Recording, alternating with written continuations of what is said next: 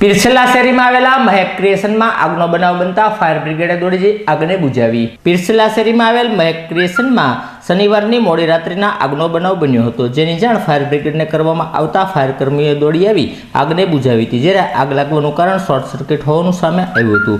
આગમાં દુકાનમાં રહેલા માલસામાનને નુકસાન થવા પામ્યું હતું।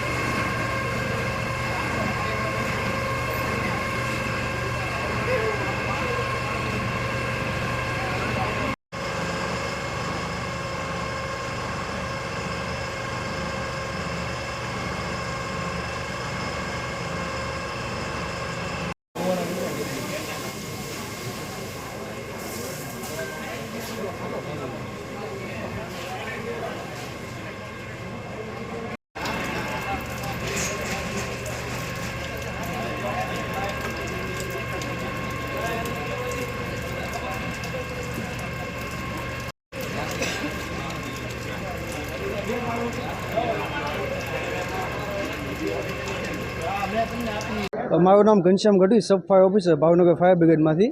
અમને 12:30ની આસપાસ કોલ મળેલો કે પીરછલામાં મહેક ક્રિએશન નામની જે કપડાની દુકાન છે તેમાં આગ લાગેલ છે।